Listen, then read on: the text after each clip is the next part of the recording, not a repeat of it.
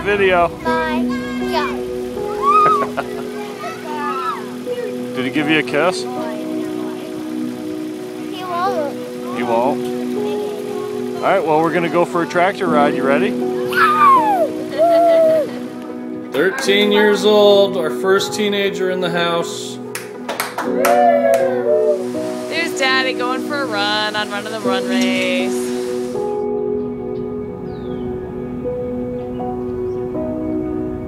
I like to say you're really not married until you have a child, and you're really not a parent until you have two. One kid's easy. 2 kids feels like 10. 3 is just crazy. It's good crazy, but it's crazy. I loved being a stay-at-home mom. We went to playgroups, we'd be at the park all the time, we were always outside. Yeah, it was a special time that I knew I'd never get back. Well, Madison, you know, always played the mom. She was the organizer. And then there would be Reagan, she'd be a little bit of an antagonist.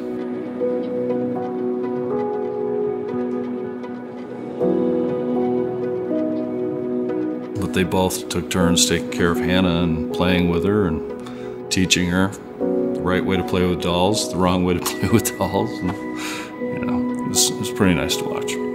They used to call me like the mini mom because Hannah was like my little child. I carried her around everywhere when she was like a baby.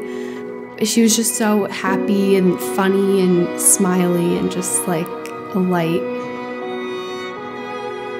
Everyone just kind of gravitated toward Hannah. You know, she was so cute and she had a little personality everyone just loved, and she was funny. You know, she really rounded out our family, so yeah, it was nice. I knew that there was something progressively happening with Hannah. She was probably about 2 or 2.5 years old, and we noticed when she was walking, her feet would roll to the inside. So finally we went to a neurologist who opened up a textbook, and there was a picture of a child with Hannah's really curly hair, and the little boy was in leg braces. So he said it might be this.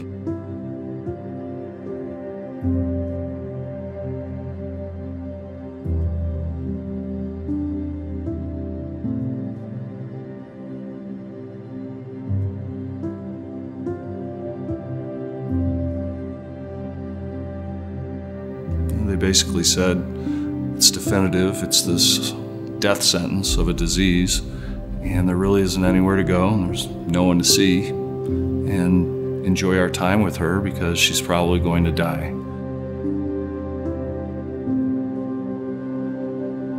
Lori literally fell on the floor and was screaming, wailing, and I just couldn't stop crying. It's just the most deep pain that you can imagine when someone tells you your 4-year-old daughter, who's been a big part of your family, is gonna die. It was just completely earth-shattering. It was probably 3 days before we even told our families. I mean, we just couldn't function. You just feel helpless and just devastated. I started looking up like the other kids, the older kids, the ones that are on ventilators and can't talk or swallow anymore. I would pray every single night that that wouldn't happen to her. I didn't want my mom to know how much I knew. And my younger sister, Reagan, wasn't like old enough to realize really. But once she was old enough to like understand what was like really going on, her and I, we stuck together through it, so.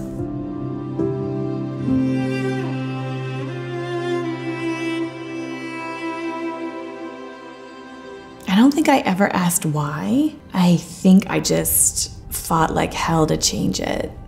In any disease, someone has to be the first, and in GAN, it's gonna be Hannah.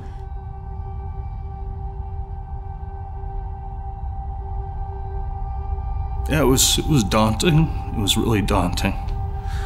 But, it's your daughter, so, I went to work. I just started shaking every tree I'd ever touched in my life, and every friend, every family member, every colleague, and we just started fundraising. It was absolutely a race against the clock. We didn't see my mom for like 2 months, literally. My parents locked themselves in the basement because that's where our computer was. And we weren't allowed down there because they were making war boards on the mirrors on the walls of various doctors that have done some research for GAN. In neurodegenerative diseases, you need to intervene before the nerves have died off. It's not regenerative medicine. We needed gene replacement. We needed gene therapy. It could take 2 or 3 decades to really understand all of the underlying disease mechanisms involved. So instead, with a gene replacement, you don't need to understand that. You know something doesn't work, and you're replacing something that does. I just remember thinking, how the hell are we going to raise $10 million in the next 10 years to come up with a therapy for a disease no one really cares about? This is going to be incredibly hard. Are we really going to be able to do this?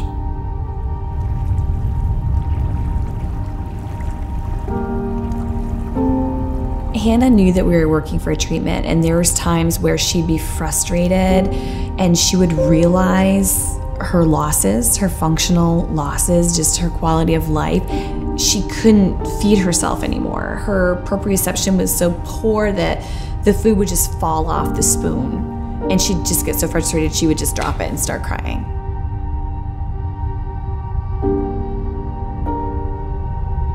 The way the disease progresses, it's not a steep slope. It's a plateau, then a small step down, and then a plateau and a small step down.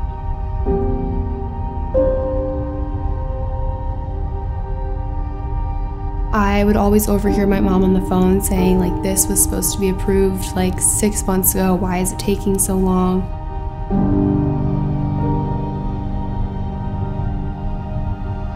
All the hurdles and obstacles that we had to get over in order to get her treated, I just felt like it was never going to happen.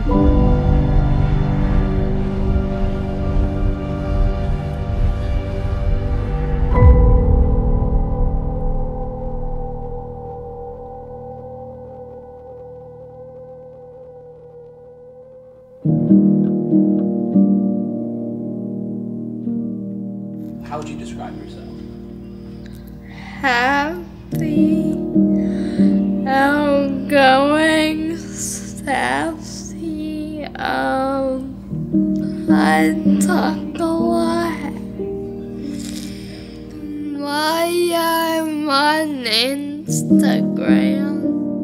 I'll just comment, say oh, that's so cool, or that's so fun, or that's a beautiful view.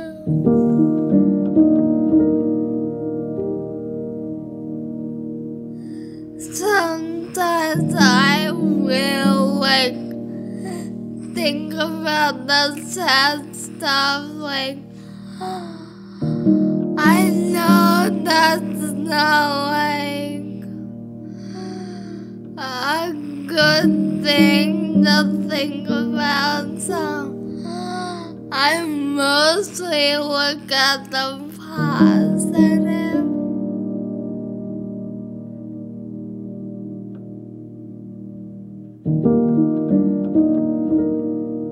I just feel isolated, there's just so many things I'm limited to doing, 'cause I'm in this dang chair.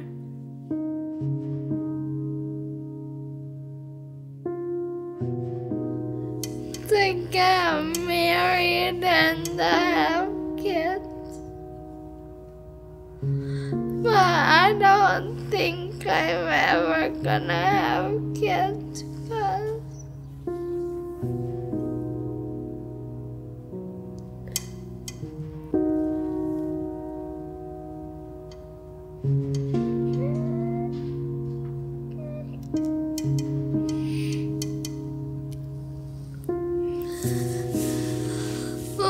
cause I can't stand and lift something up, you know.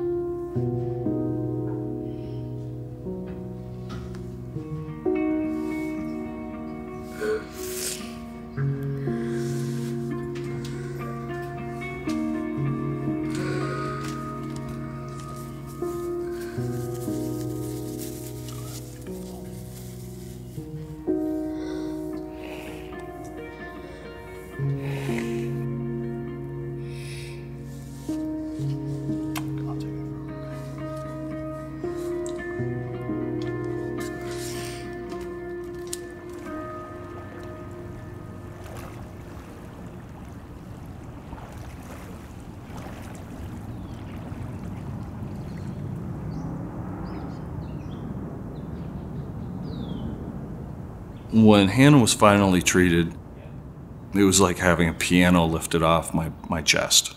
That's what it felt like. It was like, whew, I can breathe. I still get teary-eyed. It's a slow-moving therapy in the body. So every 3 months we would bring her back for testing, and she would incrementally get better. And even now, I mean, if you didn't know, you'd think, you know, she hasn't changed much, but in reality, she's changed a lot. Show us. Show us. Yay! She just got that. I knew that this wasn't regenerative medicine, so as a mom, I wanted it to stop the progression in Hannah, and I prayed that she would be better. It surpassed my expectations. Push up, push up, push up. Grab with that left hand, grab with the left hand. There you go. Hannah's 14 now. You know, she wants to walk. She wants a boyfriend. She's terrified she's never gonna fall in love and that she's never gonna get married. And so she really hoped that this would dramatically change her world, and it didn't. Does that mean she's not gonna walk someday? I don't know. But as a parent, this was a huge win. This was a huge win, and it was worth every moment. She can pick up a glass and take a drink by herself. She can stand for a minute or two. And these things don't seem like monumental achievements, you know, to those of us that are able-bodied, but she couldn't do that before she was treated.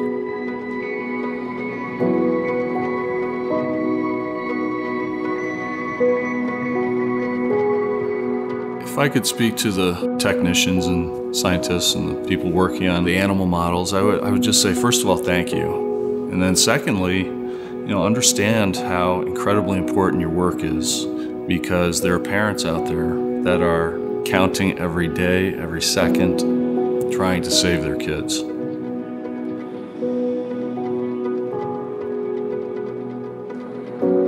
It's their tedious work day in and day out that makes all of this happen, and without them, it wouldn't happen.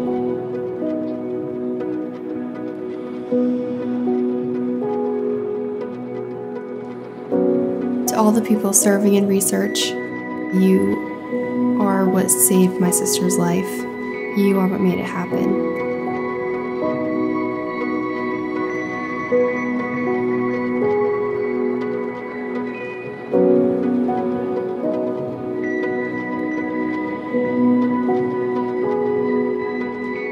Hi, my name is Hannah.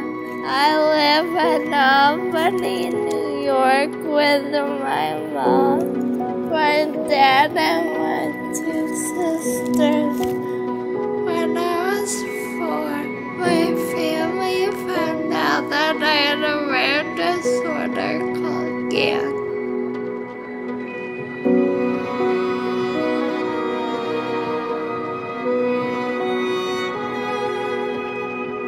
When I was 4, my family found out that I was born with a rare disease called GAN. Before I was treated, I was afraid of dying. I was also afraid of not being able to talk anymore. Some of the things that make me sad were not being able to walk or run. I have a lot of dreams. I have a lot of dreams. I want to be a counselor and have a boyfriend. Because of my disease, I know that this will be hard. I know this will be hard. Life can be very lonely, and sometimes it's easy to lose hope.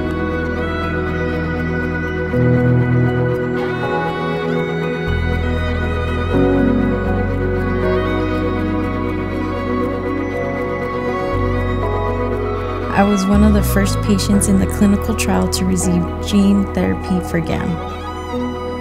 My parents tell me that without this, I may not be able to do many of the things I wanted in my life.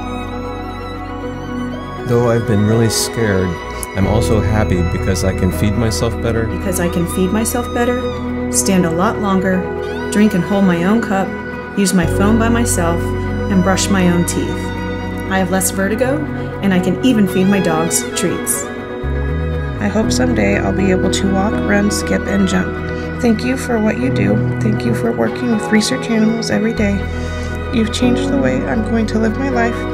Please share my letter as a reminder to keep working hard to help other boys and girls like me.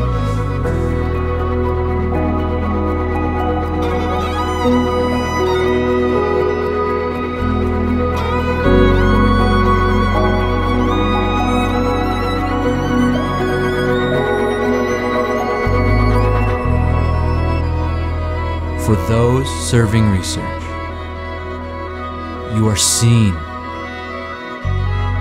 you are valued, you are hope for tomorrow.